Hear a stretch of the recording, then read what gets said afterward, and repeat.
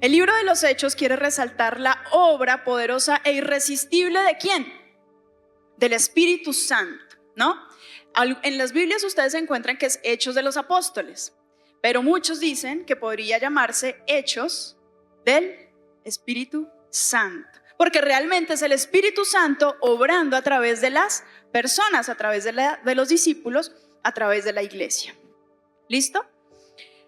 Y hemos visto cómo el Espíritu Santo mismo amplía toda la obra misionera y ya no se establece solamente en Jerusalén la iglesia, sino que la expande a nivel multicultural, multiétnico, multilingüístico, que fue lo que vimos a través de los viajes de Pablo, ¿cierto? Y hemos conocido cada personaje, hemos visto cómo a través de estas personas que Dios iba alcanzando, muchos decían que estaban trastornando el mundo. ¿Se acuerdan de esa frase que nos enseñó Julián? O sea, los cristianos somos trastornadores. Imagínense la forma en que hemos sido catalogados, trastornadores. Y aún a través de los viajes de Pablo, hemos conocido la esencia de la iglesia. Cuando visitamos el origen, ¿no? A veces es necesario que nosotros en todo lo que hacemos en la vida vayamos a visitar y a recordar las memorias, la esencia, cómo nace, cuál es el propósito de la iglesia, por qué el Señor diseña la iglesia, qué es lo que Jesús encomienda a estas personas, los primeros discípulos que empiezan a abrir iglesias en todas partes del mundo. Y nos ha cambiado a nosotros, yo siento que a mí, después de este estudio de Hechos, me ha cambiado la forma de ver la iglesia y de ser cristiana. Porque nos hace pensar realmente qué es lo que nosotros hacemos, para quién lo hacemos y por qué lo hacemos, ¿verdad? Ahora, la enseñanza de hoy tiene por título, por fin llegamos. Por fin llegamos. Ustedes saben que Pablo inició una serie de recorridos, de viajes, ¿cierto? Se enfrentó a un montón de cosas, prisiones, sufrimiento, milagros asombrosos, el Espíritu Santo obrando a través de ellos. Se iban estableciendo iglesias, ¿sí? Y en la medida en que Pablo avanzaba y fundaba iglesias, después se acuerdan que él se devolvía y decía que volvía y los fortalecía en la fe. No solamente iba y abría un lugar, iba y enseñaba durante algún tiempo, sino que después regresaba y los volvía a fortalecer y animar para que continuaran el trabajo. Y en ese trabajo que hace Pablo, después de visitar muchas ciudades, iglesias, de predicar y fortalecer a las iglesias en la fe, Pablo llega a Jerusalén de nuevo, ¿sí? Jerusalén era ¿qué? El centro, ¿verdad? Donde se originó todo, ¿sí? ¿Se acuerdan de Pentecostés? ¿Se acuerdan cómo el Espíritu Santo descendió? ¿Se acuerdan cómo empezó allí un movimiento diferente? Un movimiento que nunca antes había sido visto en la tierra a partir de la llegada del Espíritu Santo, que fue enviado. ¿Se acuerdan cuando Jesús estaba ascendiendo? Y luego dice, tranquilos, va a venir alguien después de mí que los va a ayudar. Y el Espíritu Santo está aquí. Y el Espíritu Santo te dice, hey, yo te voy a ayudar a vivir tu vida cristiana. Yo te voy a ayudar a caminar. Pero entonces Pablo, cuando llega a Jerusalén, ustedes saben, la Meca del judaísmo, y Pablo fue llamado a predicarle ¿a quién? A los gentiles, ¿cierto? ¿Se acuerdan la diferencia entre Pedro y Pablo? Pedro se quedó predicando ¿a quién? A los judíos. Y Pablo, Dios lo saca de Jerusalén y lo lleva por diferentes partes del mundo a predicarle a los gentiles. Y lo vamos a ver porque Pablo tiene muy claro su llamado y ya lo vamos a ver en los siguientes minutos. Pero entonces cuando llega Pablo a Jerusalén, se da cuenta que hay algunos judíos que han empezado a hablar mal de él. ¿Por qué? Porque Pablo ya no los obligaba, por ejemplo, a circuncidarse, ¿sí? porque Pablo ya no, decían los judíos, ya no sigue la ley de Moisés. Él está en contra de nuestra ley. Entonces los judíos empiezan como a amotinarse de alguna manera y empiezan a rechazar el mensaje de Pablo. Entonces algunos líderes de la iglesia de Jerusalén le dan un consejo y le dicen: mire Pablo, listo, ya llegó a Jerusalén, ok, pero mira, aquí están hablando mal de usted, vamos a hacer algo. ¿Por qué no se va?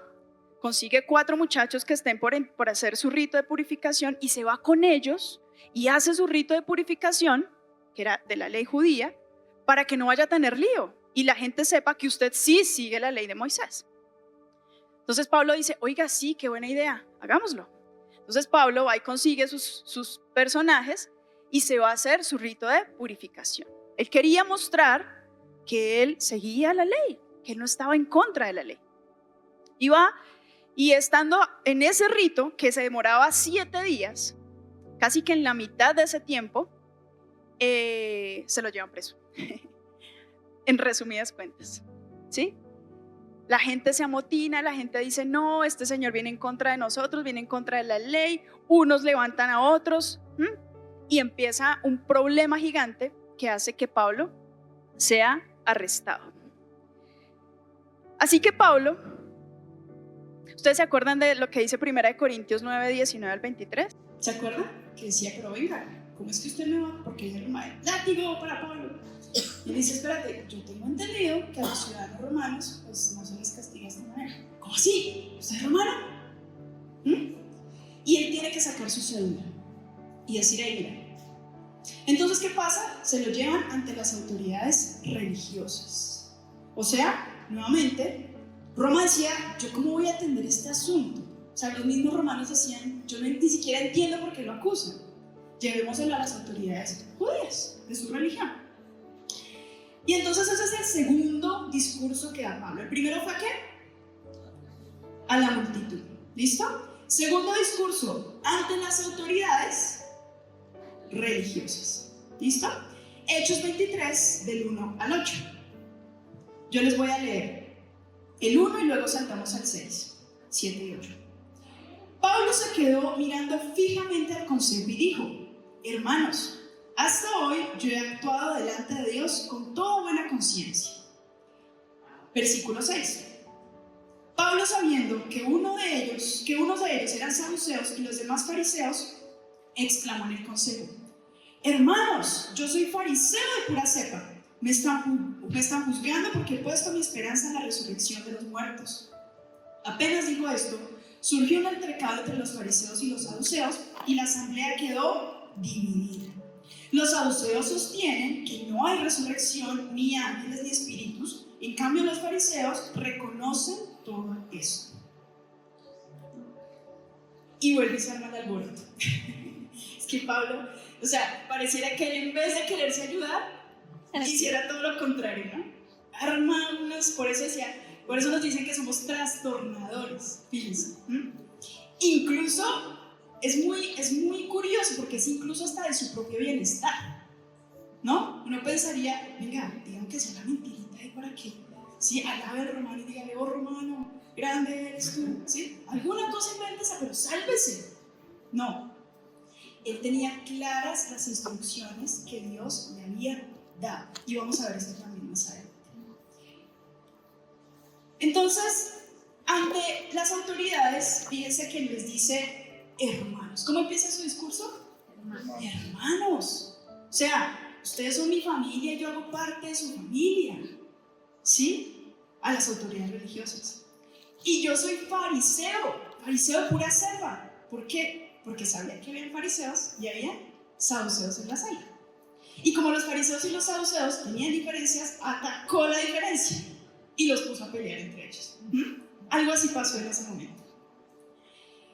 Y bueno,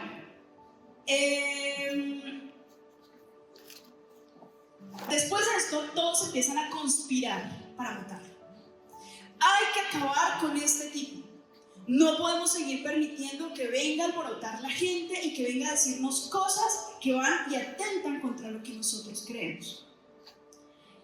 Pero algo sucede en el versículo 11. Vayamos al versículo 11. A la noche siguiente, el Señor se apareció a Pablo y le dijo: ánimo, así como has dado testimonio en mí en Jerusalén, es necesario que lo des también en Roma. Tengan muy claro este versículo porque va a ser muy clave durante toda la enseñanza. Así como has dado testimonio en Jerusalén, también lo iba a hacer en Roma. ¿Listo? Él se queda con eso. Dice que el Señor se le apareció a Pablo. Algunos han aquí, sinceramente, experimentado alguna visión de parte de Dios. Muchos, ¿verdad? Hemos tenido experiencias en las que sabemos que Dios nos habla y es tan claro y tan convincente que tú no dudas, no hay espacio para la duda, tú simplemente crees en lo que Él te dijo.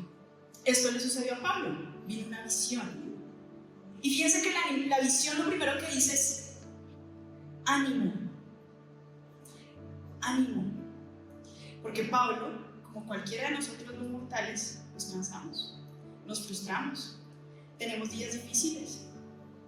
Él no la estaba pasando bien. Seguramente todas estas cosas que venían pasando de dar un discurso en un lado, de dar otro discurso en el otro, de defenderse, que lo iban a golpear, de hecho al principio no les decía, pero él casi lo mata, lo sacaron a rastras. Entonces imagínense uno bien golpeado, llevado, dolorido, ¿no? Y de repente así que, o sea, en ese estado, seguir anunciando la verdad, seguir anunciando el mensaje. Eso a mí me impacta. Y entonces, después de enterarse de toda la conspiración que estaban haciendo para matarlo, entonces le avisan y lo envían a Cesarea. Y ahí viene el tercer discurso. En Cesarea habla ante Félix, ante el César y ante Agripa. ¿Se acuerdan del rey Agripa? El siguiente discurso es frente a ellos. Vamos a Hechos 24, 10 al 13. Esto lo voy a ir pasando rápido para entrar en la carnecita. ¿Listo? Dice, Hechos 24, 10 al 13. Sé que desde hace muchos años usted ha sido juez de esta nación. Le está hablando a Félix. Así que de buena gana presento mi defensa. Usted puede comprobar fácilmente que no hace más de 12 días que subí a Jerusalén para adorar. Mis acusadores no me encontraron discutiendo con nadie en el templo, ni promoviendo motines entre la gente en las sinagogas, ni en ninguna otra parte de la ciudad. Tampoco fue a probarle a usted las cosas de que ahora me acusan. Félix conocía acerca del camino. ¿Quién me ayuda con el versículo 22? ¿Qué dice el Hechos 24, 22? Alguien que hable bien fuerte. Entonces Félix, que estaba bien informado del camino, suspendió la sesión. Cuando venga el comandante Lisias, decidiré su caso, le dijo. Félix conocía acerca del camino. ¿Saben cómo nos decían a nosotros antes de decirnos cristianos? Los del camino. ¿Ah, sí? Esa era la forma en que, de hecho, nunca nosotros nos hemos autotitulado, nos hemos autonombrado. Realmente el cristiano nos lo dieron de alguna manera durante la historia y mientras empezamos a caminar como Jesús. Nos veían, caramba, esta gente se comporta como Jesús, habla como Jesús, son cristianos. Pero antes de llamarnos cristianos nos decían los del camino, los del camino. Y dice que Félix conocía acerca del camino y que su esposa era ¿qué? Judía. Pero este hombre, Félix, no fue capaz de decidir nada, no fue capaz de hacer absolutamente nada.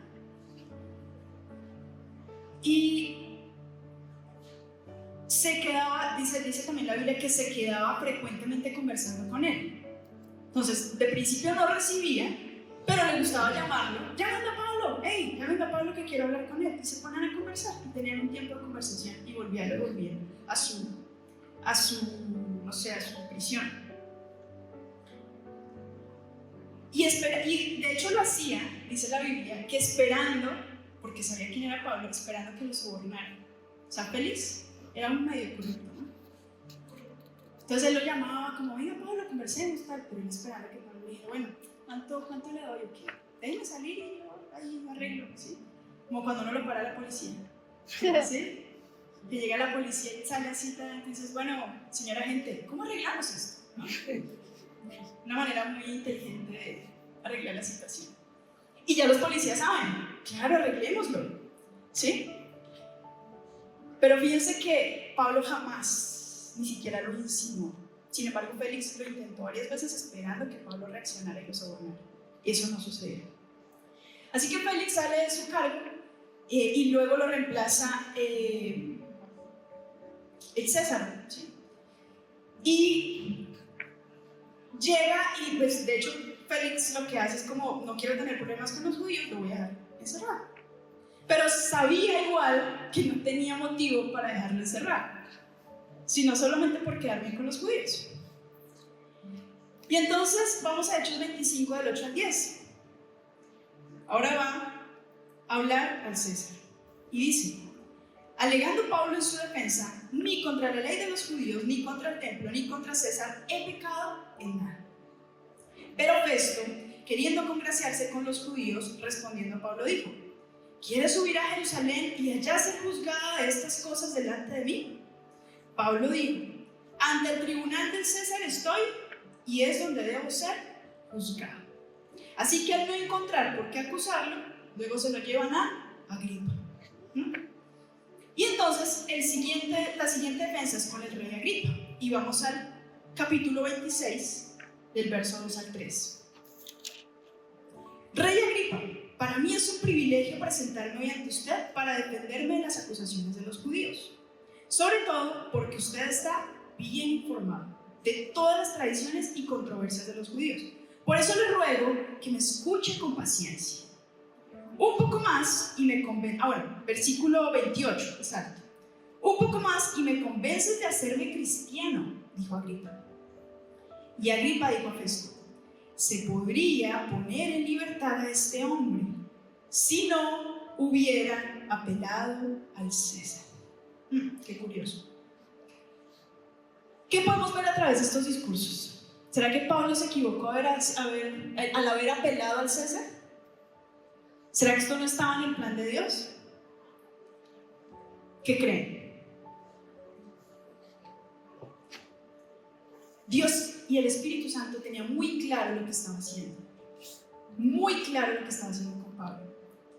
Ahora, fue de una forma bonita, fácil, que Pablo podía disfrutar en las prisiones y de las cadenas, de la esclavitud y de estar ahí atado y de estar con guardias todo el tiempo. Fue algo espectacular, ¿no? Jardín de rosas, que yo les he dicho todas las, ¿no? Ese jardín de rosas que el Señor le mira tu propósito, ese es tu propósito, todo va a ser maravilloso, ¿no? O qué estaba pasando. Realmente el plan de Dios se estaba llevando a cabo. Ahora, vamos a entrar en la parte central. Después de todo esto y dar estos discursos y defender su fe y defender el mensaje, Pablo finalmente empieza su recorrido hacia Italia, ¿no? O sea, hacia Roma. Y resulta que en ese viaje, de hecho, a Pablo lo ponen en manos de un capitán llamado Julio, y Julio es el encargado de llevarlo hasta el destino final.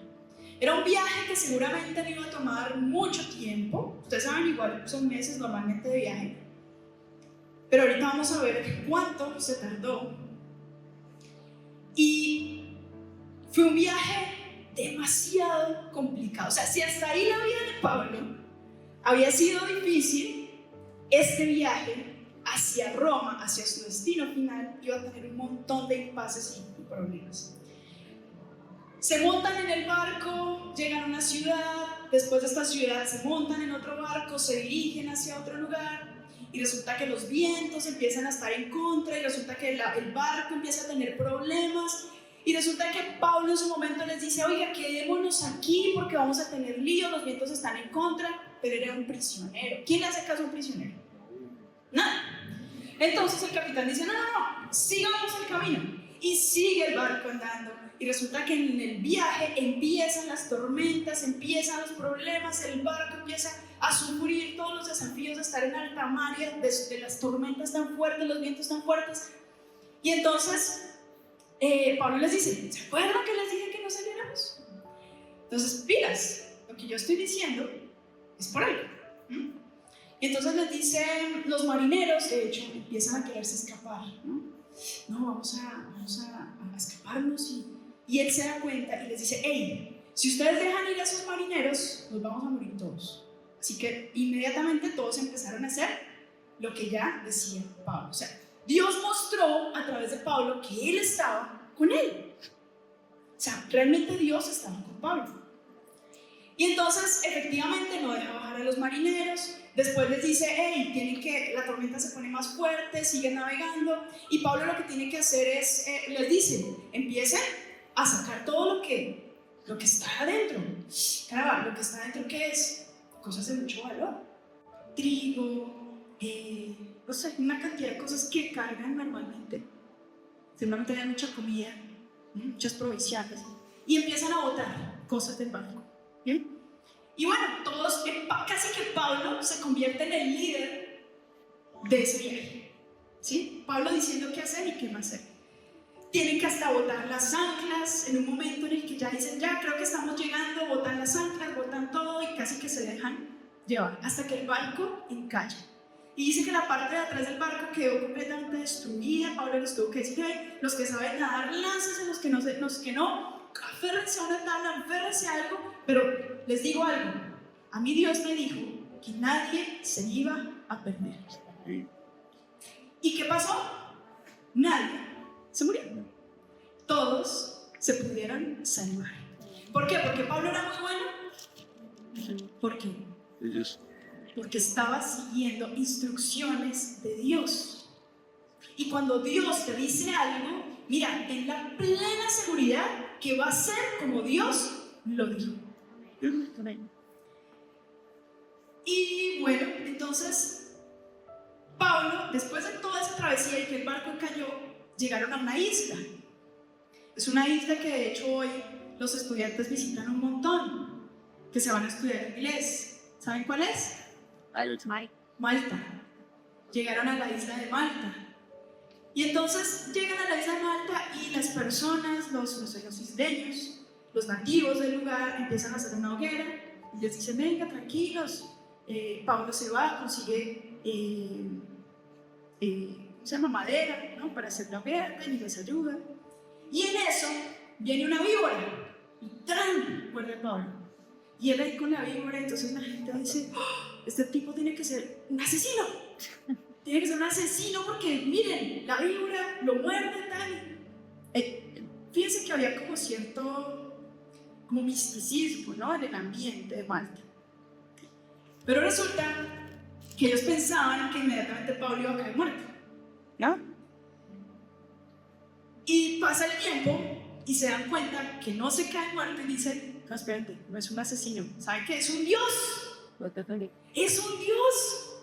Y entonces, ¿se acuerdan que eso había pasado antes? Sí. Que los intentaron idolatrar y hacerle altares y tal. Pablo ya tenía la experiencia. Y entonces, finalmente, después de todo esto, Pablo visita al padre Publio. Y Publio lo nombra la palabra que era como un alto funcionario de la isla, un alto funcionario del lugar, y tenía a su padre enfermo. Y él lo que hace es visitarlo, y su padre queda completamente sano. A partir de eso, llega un montón de gente buscando a Pablo para ser sanado. ¿Y saben qué hace Pablo? Lo sana. Eso es a lo que estamos llamados nosotros, los hijos de Dios. Estuvieron 3 meses en la isla, 3 meses para volver a salir. Dice Hechos 28:14, los leo para ustedes. Allí encontramos a algunos creyentes que nos invitaron a pasar una semana con ellos y por fin llegamos a Roma. ¿Cómo se llama la enseñanza de hoy? Por fin llegamos. Por fin llegaron a Roma. Dice que los hermanos de Roma, habiéndose enterado de nuestra situación, salieron hasta el foro de Apio y 3 tabernas a recibirnos. Al verlos, Pablo dio gracias a Dios y cobró ánimo. Miren aquí lo importante que nos marca la Biblia de las relaciones cristianas, de nosotros como hermanos en la fe. Dice que no es que los cristianos lo hayan esperado en Roma, ¿no? Dice que salieron a buscarlo a ciudades mucho antes de que llegara a Roma. Querían ver a Pablo. Había una necesidad de estar con él. Y Pablo, cuando los ve, dice que ¿qué? Cobran ánimo. A veces en los momentos de dificultad, tan solo una llamada nos hace a nosotros cobrar ánimo. En momentos en los que sentimos que estamos solos, que no vemos nada de luz, que está todo oscuro, tan solo con poder acercarnos y decirle, oye, vengo porque Dios me envió a decirte algo, acompañarte. A veces solo un abrazo lo hace a uno cobrar ánimo. ¿Y Pablo lo necesitó? Pablo necesitaba animarse. Pablo necesitaba quien lo animara. Y esto me pareció muy bonito y por eso también quería mencionarlo. Ellos salieron a buscar a Pablo. Lo amaban. Amaban a Pablo. ¿Sí? Y bueno, fue un viaje mucho más extenso de lo que se planeó. Hubo accidentes, errores, discusiones, alborotos, milagros. Hubo convertidos, hubo prisiones. Hasta que al fin Pablo pudo llegar a su destino, según lo que Dios mismo le había mostrado en su visión. ¿Saben cuánto pasó? 2 años y medio. Ustedes se imaginan un viaje de 2 años y medio.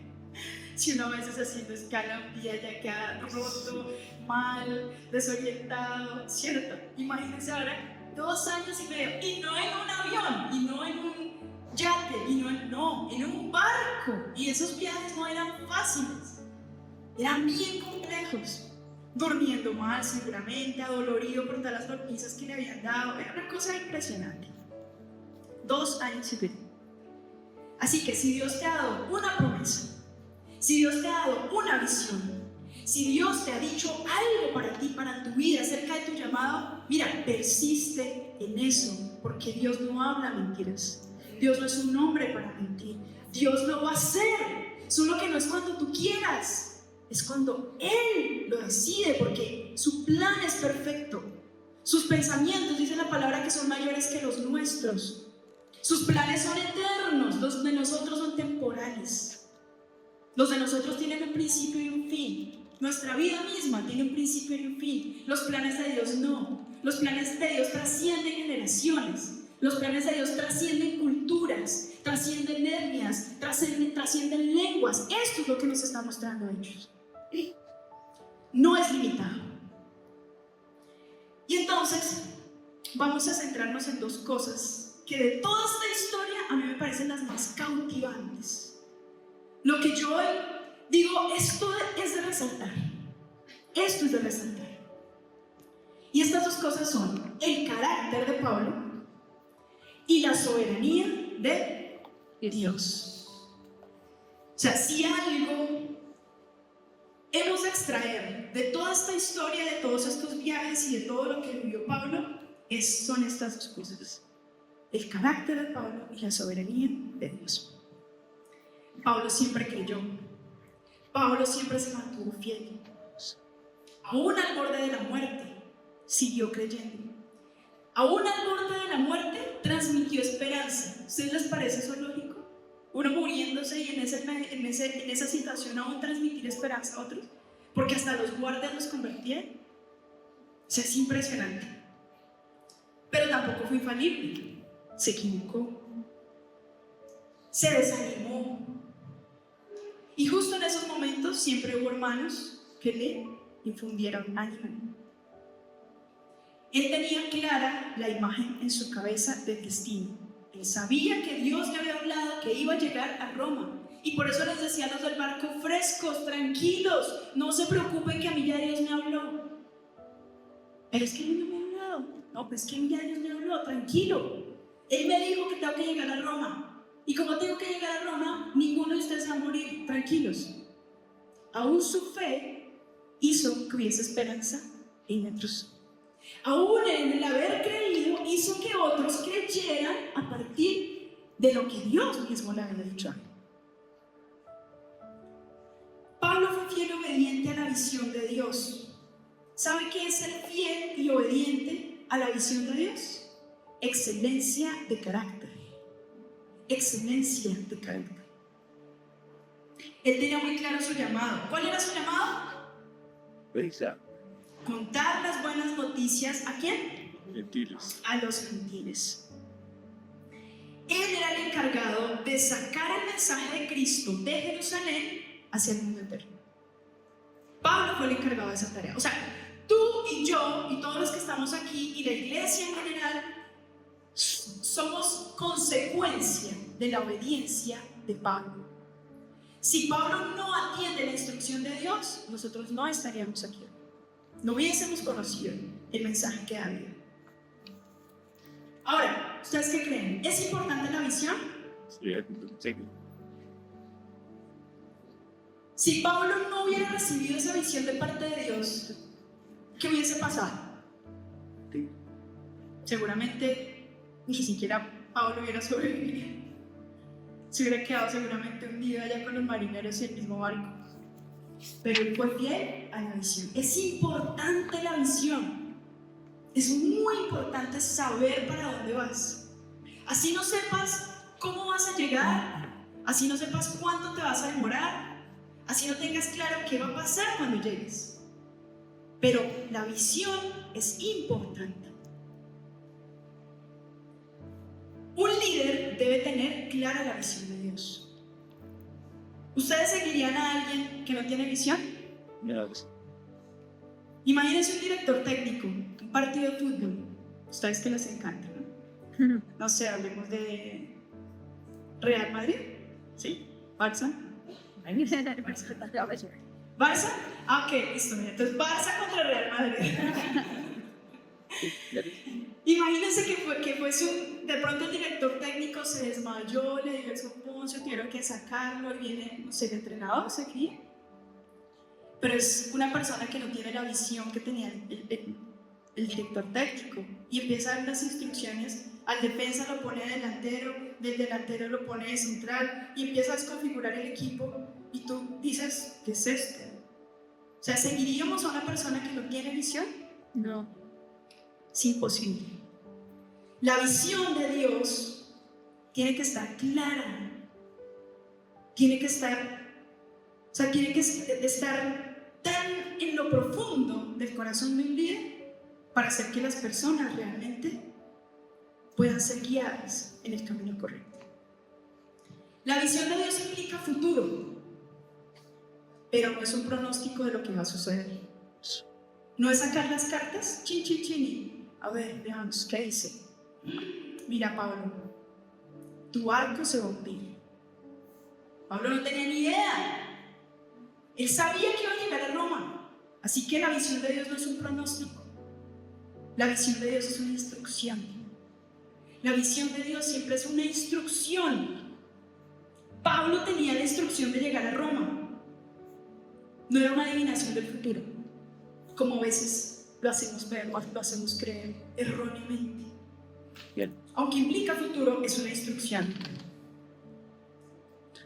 Y fíjense que la visión de Dios, ¿ustedes se acuerdan de los capítulos anteriores en donde hablábamos de qué fue lo primero que hizo la iglesia cuando envió a los misioneros? ¿Se acuerdan de los dos perros? Sí, ayuno ¿Sí? y oración. Ayuno y oración. Miren, estas dos palabras son fundamentos de la vida cristiana. Sin ayuno y sin oración no tienes visión. Y me está ahí el verso. Y sobre los tomates. Sin ayuno y sin oración no hay visión. Mira, para que puedas tener la visión, tú puedes estar diciendo hoy, uy, espérate, no la tengo clara.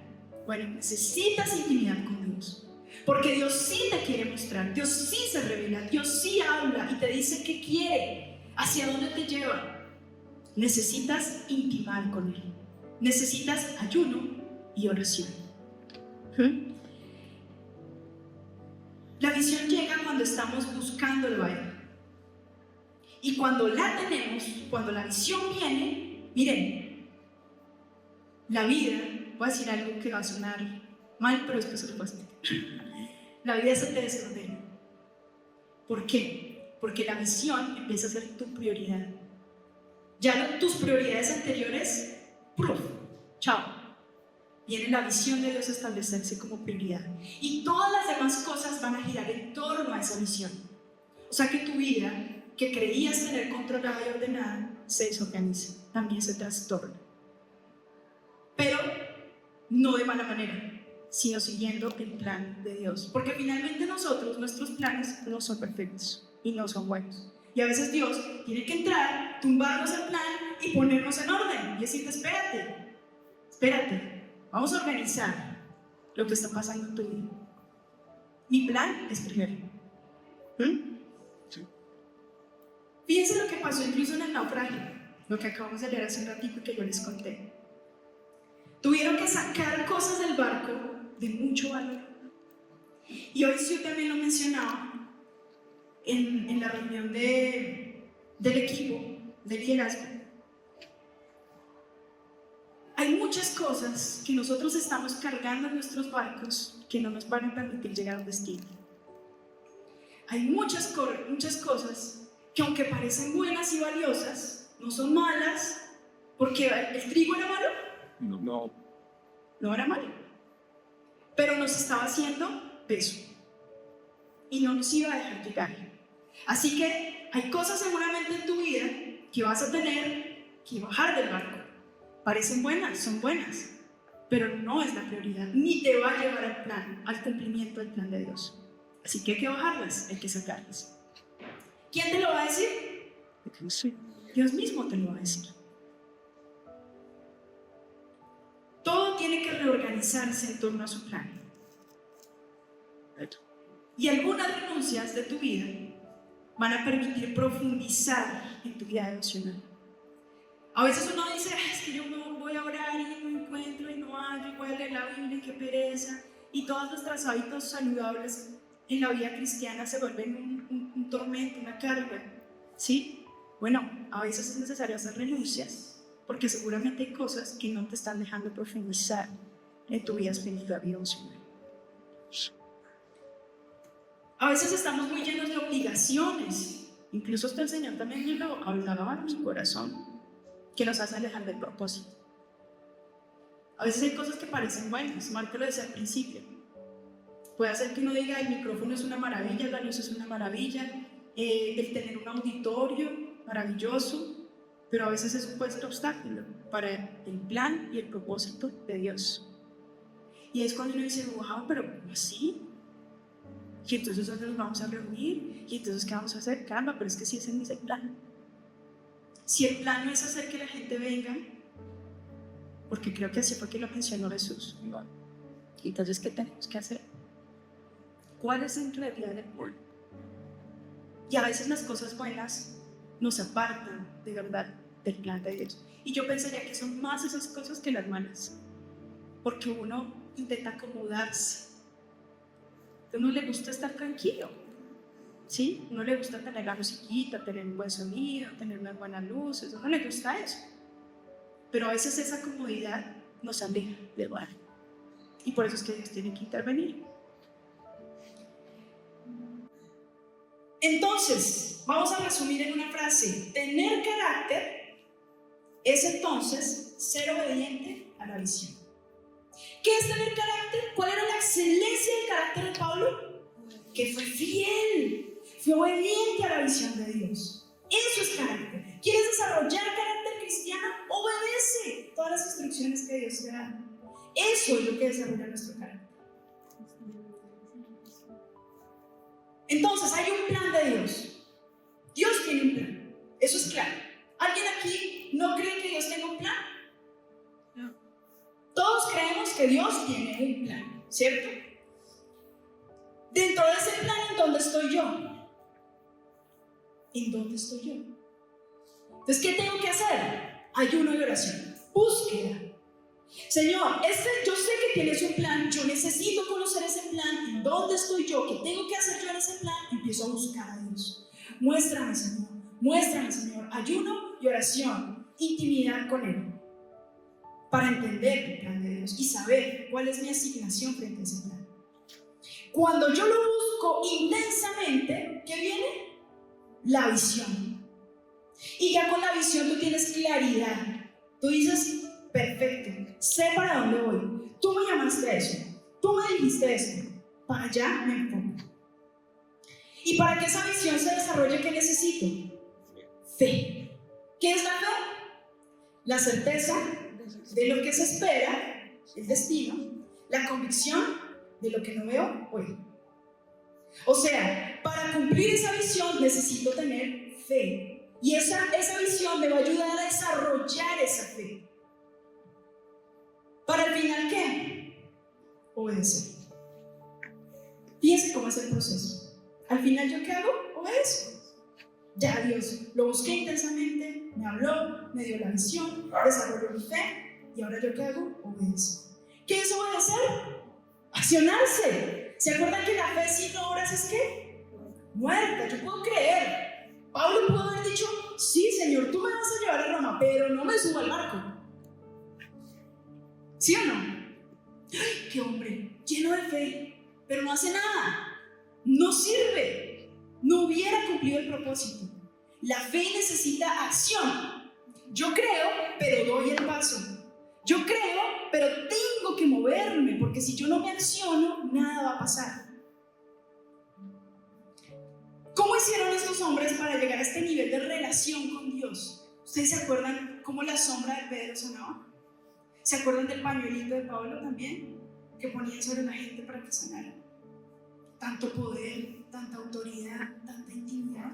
¿Qué hicieron estos hombres? ¿No? Uno dice, yo quiero eso, ¿qué tengo que hacer, Señor? Aún la misma iglesia. Experimentar lo que experimentó la iglesia de Hechos es un desafío.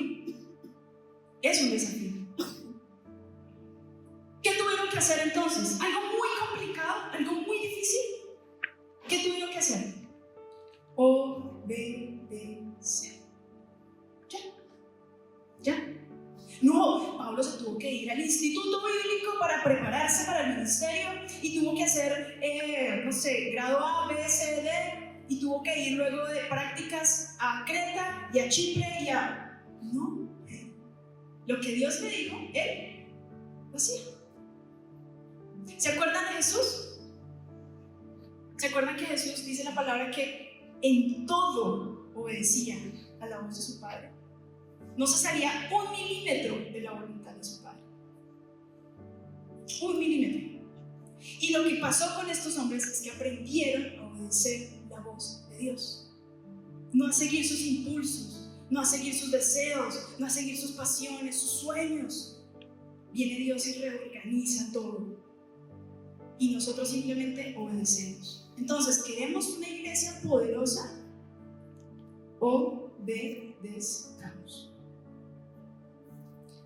Dice Deuteronomio 28:1: si realmente escuchas al Señor tu Dios y cumples fielmente todos sus mandamientos que hoy te ordeno, el Señor tu Dios te pondrá por encima de todas las naciones de la tierra. Dice Juan 15:16: no me escogieron ustedes a mí, sino que yo los escogí a ustedes y los comisioné para que vayan y den fruto, un fruto que perdure. Así el Padre les dará todo lo que pidan en mi nombre. ¿Qué hará el Padre? Darnos Todo lo que pidamos en su nombre. Y viene el segundo punto, la soberanía de Dios. Entonces, ese fue el carácter de Pablo. Ahora vamos con la soberanía de Dios. Dios desarrolla su propósito en medio de lo que pudieran ser desgracias. ¿No? Es increíble cómo Dios trabaja. En medio de desgracias, que parecen desgracias, Él está cumpliendo su propósito.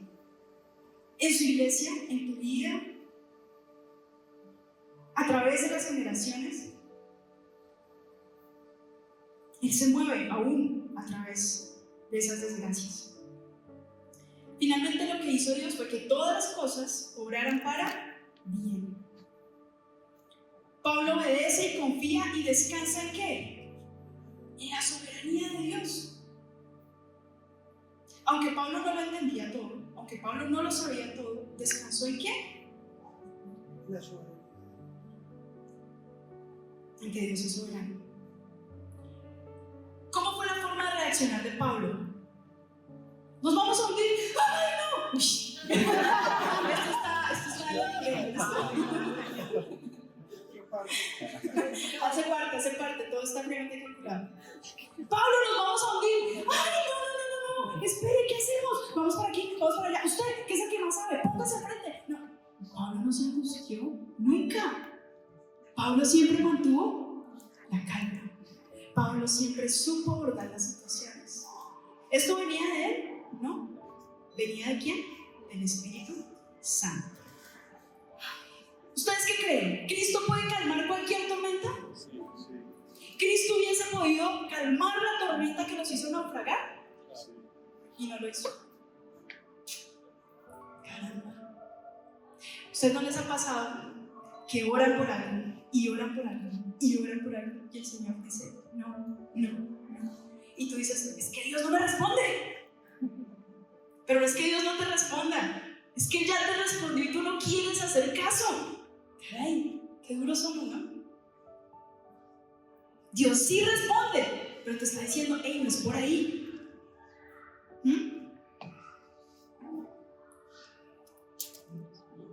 Cristo puede calmar cualquier tormenta, pero esto no nos hace a nosotros inmunes al problema. En ocasiones puede liberarnos, claro. En ocasiones Él puede decir, listo, proof, yo entro, soluciono. ¿Se acuerdan cuando Jesús calmó la tempestad y habló a los vientos y apaciguó los mares? Él lo puede hacer. Pero a veces Él necesita a nosotros enseñarnos a afrontar las mareas altas, enseñarnos a afrontar los vientos fuertes. Y no hay otra manera, sino estar en medio de la situación.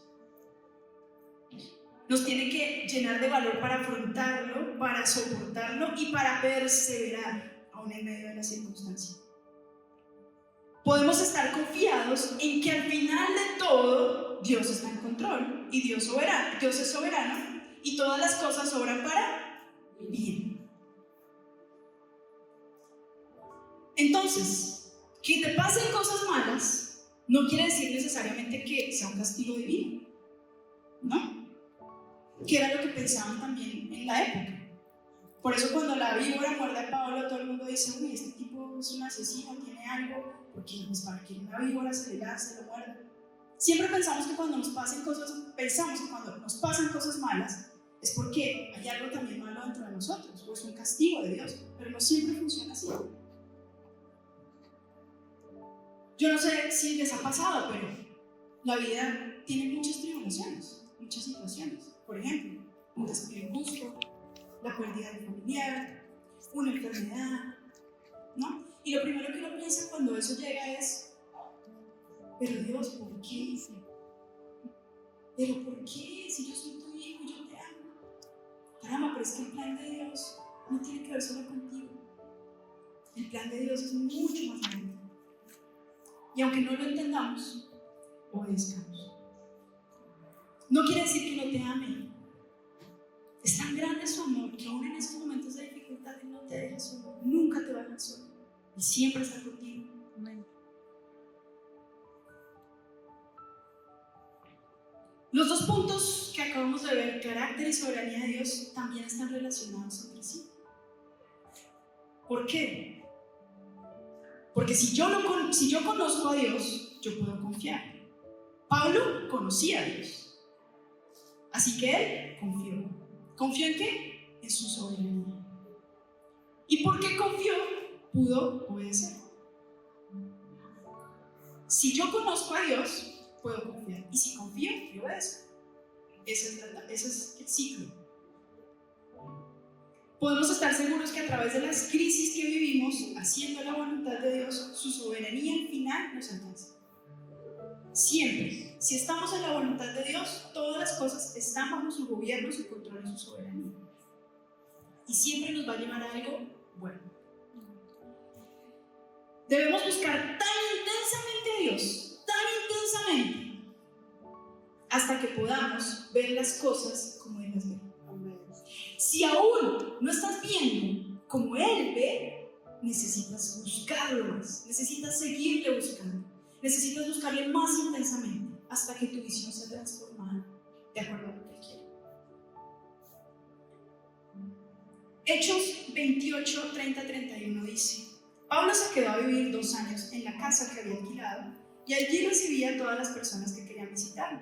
Nunca tuvo miedo de hablar del reino de Dios ni de enseñar acerca del Señor Jesús, el Mesías, y nadie se atrevió a impedirse. La historia de Hechos termina con un Pablo viviendo en Roma.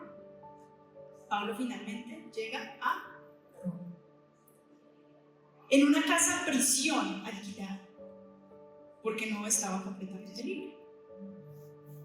Y todo el tiempo tenía un guardia encima, todo el tiempo tenía quien lo vigilara.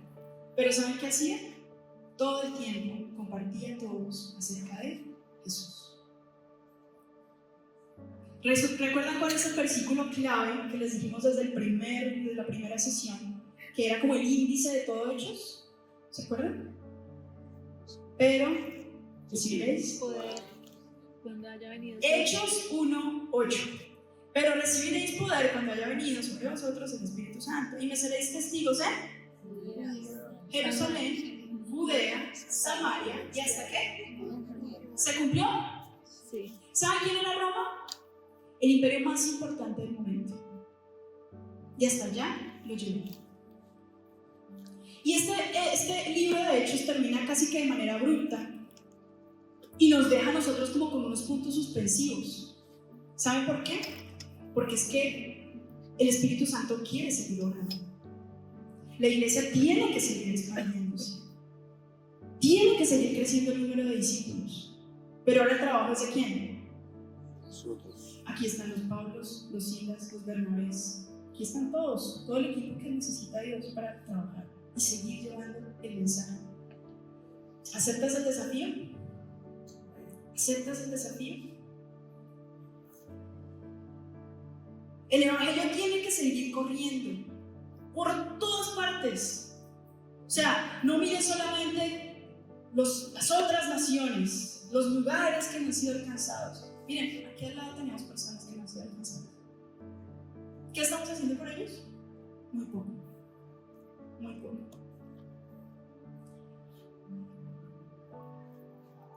Y Hechos nos presenta una iglesia operando en evangelización, predicación y milagros. ¿Quisieran vivir eso? Sí. Todos quisiéramos vivir eso. Pidamos a Dios que nos ayude a ser una iglesia íntegra. Así que por fin llegamos. Pablo siempre quiso ir a Roma y lo logró. ¿Pero lo logró cómo? Como un misionero. No llegó como el Dios que le dijeron allá los malteses. No sé. Los de Malta. No llegó como un Dios, no llegó con fortaleza física, no llegó como el gran, no llegó como prisionero, pero llegó a Roma. Y aún como prisionero, ¿cumplió su deber? Cumplió su misión. Evangelizó a Roma. Nuestra visión puede experimentar a veces tensión, porque seguramente Pablo, si dice que necesitó de ánimo, pues tuvo momentos de dificultad. Entonces puede experimentar tensión, pero asegurémonos que esa tensión sea provocada por estar obedeciendo a la visión de Dios y no porque estemos nosotros cargando cosas que no tenemos que cargar. Ahora, ¿sientes que quedaste a mitad de camino de pronto? Que Dios te dio la visión y la tienes, pero sientes que no puedes llegar. Puede pasar. ¿No sabes cuál realmente es tu destino? ¿No sabes para dónde vas? También puede pasar. ¿O tienes dudas acerca del plan de Dios? ¿Cuál es el plan de Dios para la humanidad? ¿Cuánto hay dudas? ¿No la tienes muy clara? ¿Tu visión es borrosa? ¿Sabes que Dios te dijo algo pero aún no lo tienes tan claro? O peor, no hay una visión. ¿Nunca has sentido que Dios te haya hablado?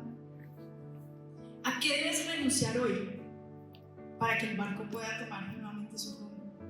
Para que el barco se mantenga a flote. ¿A qué debes renunciar? Y la última pregunta, Señor, ¿qué quieres hacer conmigo? Yo creo que esa es la pregunta que todos debemos hacerle a Dios. Porque no estamos aquí solamente para escuchar, para pasarla rico, cantar juntos, sino porque Dios tiene un plan.